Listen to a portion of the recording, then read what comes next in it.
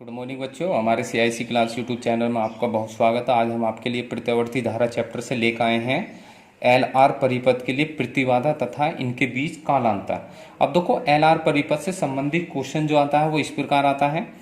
प्रत्यावर्ती धारा LR परिपथ में परिपथ की प्रतिबाधा तथा वोल्टेज व धारा के बीच कालांतर ज्ञात कीजिए। जिसमें LR क्या होता है? देखो, L का मतलब होता है प्रेरकत्व से, R का मतलब होता है प्रतिरोध से। अगर कहीं C लिखा हुआ है तो C का मतलब धारिता से होता है।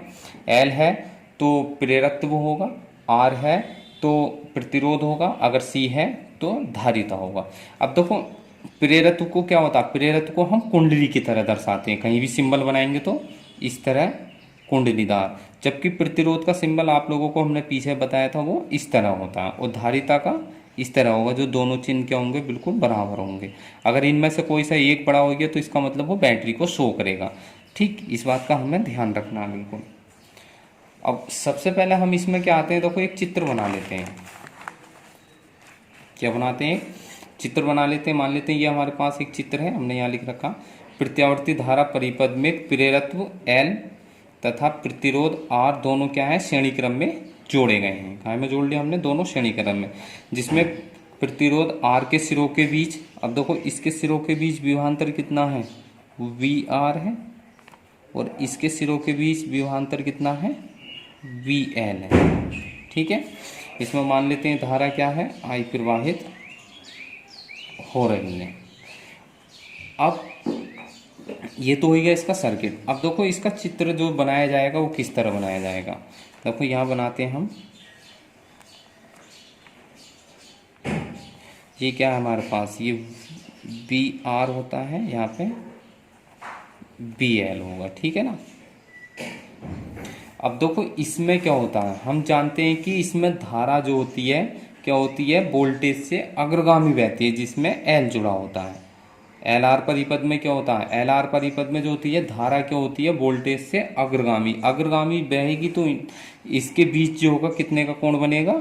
90 डिग्री का कोण बनेगा। किसमें? विभवांतर में B और L के लिए,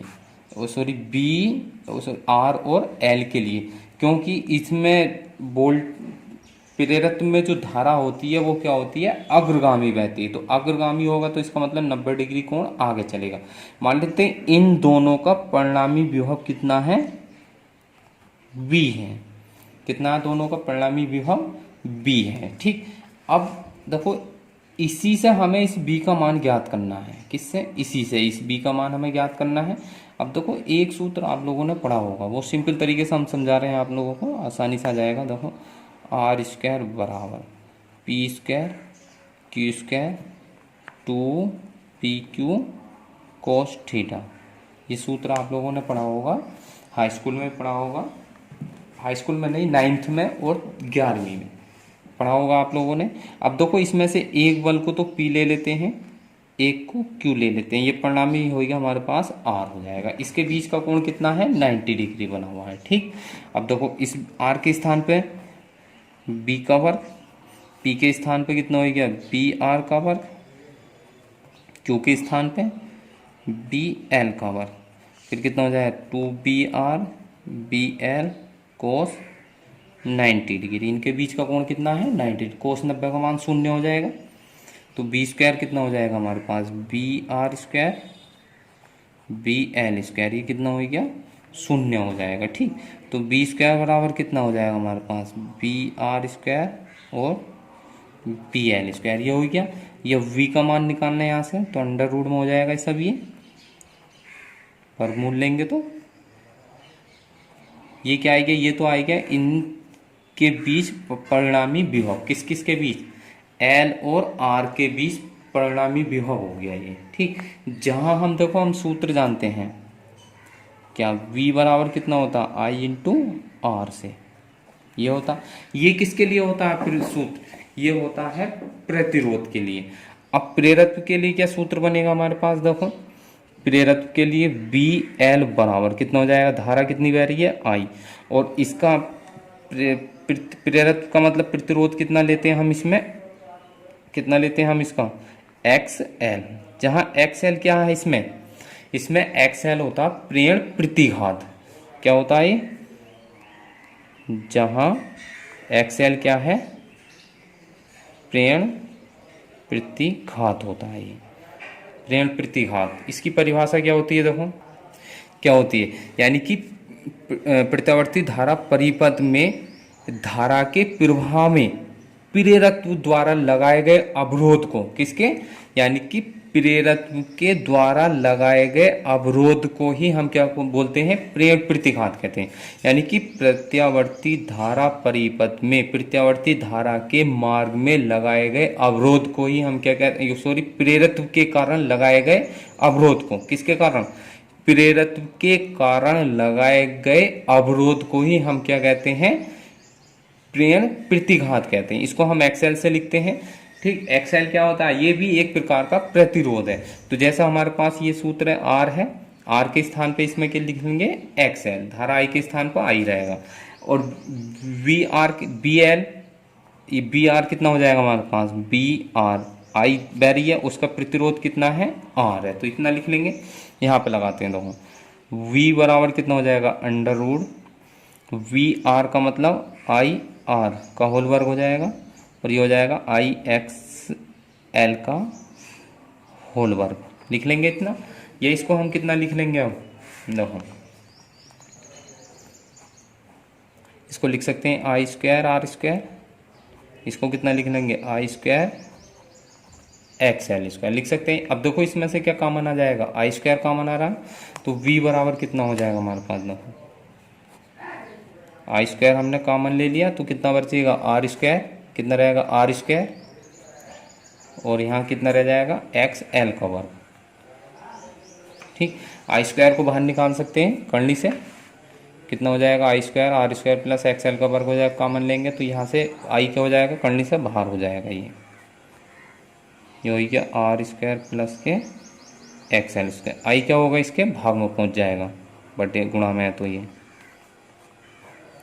हो गया आर स्क्वायर प्लस के एक्स एल का वर्ग। ठीक, अब देखो बी बटे आई क्या होता है, ये परिपथ की प्रतिबाधा कहलाती है, क्या कहलाती है, परिपथ की प्रतिबाधा लिख सकते हैं हम यहाँ, जहाँ बी बटे आई क्या है, परिपथ की प्रतिबाधा है, क्या है, प्रतिबाधा। प्रतिबाधा को कैसे लिखते हैं हम, कैपिटल जेड से लिखते हैं, तो इसके स्थान पे जेड लिख देंगे, जेड बराबर बी बटे आई बराबर कितना हो जाएगा, आर स्क्वायर प्लस के एक्स एल स्क्वायर, या कितना लिख देंगे हम, या प्रतिबाधा जेड बराबर कितनी आ जाएगी, under root R square plus के एक्स एल स्क्वायर। ये क्या हो गया हमारे पास, प्रतिबाधा हो गई। या देखो एक्स एल बराबर कितना होता है, एक्स एल बराबर देखो यहाँ पे ये होता है, एक्स एल बराबर होता है ओमेगा इंटू एल, क्या होता है ओमेगा एल, तो इसके स्थान पे लगा देंगे एक्स एल के स्थान पे, तो प्रतिबाधा कितनी हो जाएगी, जेड बराबर, फिर कितनी होगी प्रतिबाधा जेड, देखो ये हो जाएगी प्रतिबाधा जेड बराबर under root R square plus X L के स्थान पे कितना लगा देंगे, ओमेगा एल का होल स्क्वायर, ये प्रतिबाधा आ जाएगी। एक सूत्र क्या हो गया हमारे पास, ये आ गया, एक सूत्र ये बना और एक ये बना, हमारे पास तीन सूत्र हो गए इसके लिए। ठीक, ये परिणामी विभव हो गया, ये प्रतिबाधा हो गई, यदि प्रेरण प्रतिघात दिया हुआ तो यहीं लगा देंगे उसको। ठीक, अगर हमारे पास एल का मान दिया हुआ तो फिर इस सूत्र का प्रयोग करेंगे। अब हमें क्या निकालना, देखो इसमें ये तो आ गया हमारे पास क्या, प्रतिबाधा। अब निकालना वोल्टेज व धारा के बीच कालांतर। अब देखो वोल्टेज व धारा के बीच कालांतर के लिए सूत्र क्या होता है, इसको हम tan फाई से लिखते हैं, tan फाई बराबर होता है हमारे पास क्या बोलते हैं, बी एल बटे बी आर, क्या होता है, बी एल बटे बी आर।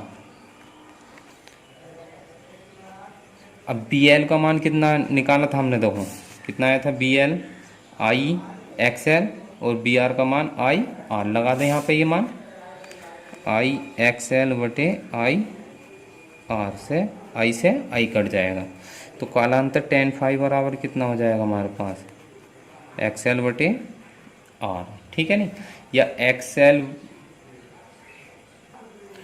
या क्या कर सकते हैं हम, एक्स एल के स्थान पे कितना लगा देंगे हम, ओमेगा एल बटे आर, तो ये क्या आएगा हमारे पास, कालांतर आएगा ओमेगा एल बटे आर। ठीक है, इस प्रकार हमने इस वीडियो में क्या है एल आर परिपथ के लिए एल आर परिपथ में क्या निकाल लिया हमने, प्रतिबाधा निकाली है और वोल्टेज व धारा के बीच कालांतर ज्ञात करा है। उम्मीद करते हैं आप लोगों को ये वीडियो पसंद आई होगी। अब नेक्स्ट वीडियो जो हम लेकर आएंगे उसमें वो लेकर आएंगे हम एल सी परिपथ या सी एल परिपथ। फिर 3 पर यानी कि हमने बताया था 4 परिपथ होते हैं, 4 में से एक जरूर आता हर साल।